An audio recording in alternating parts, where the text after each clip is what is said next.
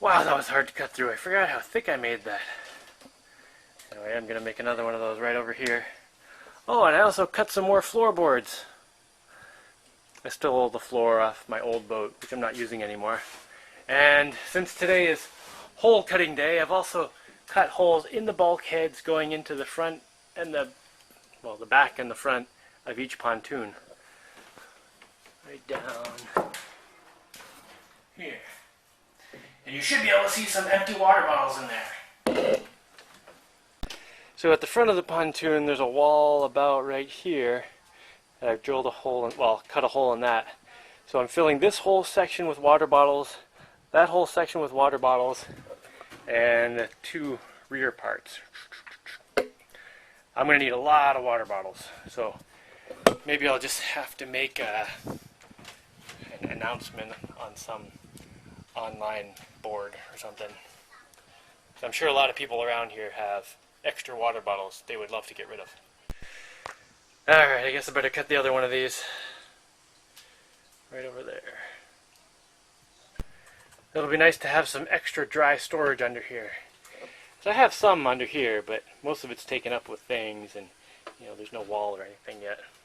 But these I'll put actual doors on, so nothing will get in there. Okay, not nothing. Something will get in there. My hands will get in there when I open the door. Oh, but while I'm here, man, this floor came out great. It's tongue and groove cedar. Oh, that's nice. Still missing lots of floor pieces, though. Ah! Broke the blade again. I don't think there's enough left to remount it. That's okay. I've broken this like 4 times and just keep shortening it, sticking it back in. Ah, I've got one left. I'll have to get another one when I go to town next. Alright, that blade sucked. I'm all out on this one. But I do have this that I got for free because it has no battery. It has a blade in it, but the blade's all fancy to fit in this. It does not fit in there. But I'm thinking I can stick 2 wires in here and connect it right to one of these solar panels up here. It's not the right voltage, but the solar panel's higher voltage than this. This is 18 volts and the solar panel is like 30. But the solar panel will only put out 9 amps, which I'm pretty sure is nowhere near the max on this. I might actually have to hook up 2 solar panels. Let me just try one first. Let's see if I got this right. Haha, marvelous.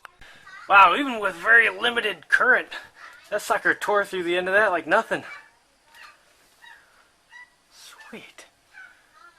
I think I might drill a couple holes down here just so there's drainage.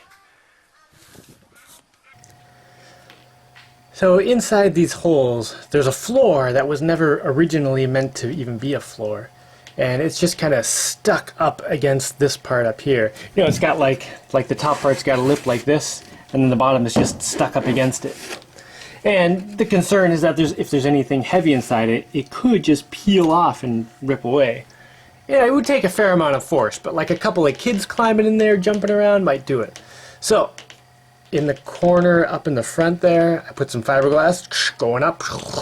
And I did the same along the edge here on the inside, like that. And while I was doing that with my head inside there, looking around, checking things, my camera was sitting back here on the tripod, and I hit it with my butt, and it went swimming. Right down to the bottom.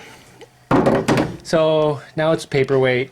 It's not the end of the world, because I've had it for a really long time, and it was starting to get finicky anyway. It has given me many years of excellent use, but I was starting to look for another one anyway. You know, because it was doing things like not always charging and not always turning on and stuff like that. So now I need to speed up my finding a new camera operation, because this is my old camera and it has a white balance issue. You can probably tell right now. White balance. Although I love the zoom on this camera. It has like a real zoom, like optical zoom. Look at those little fishies way down there. Oh, look at that zoom.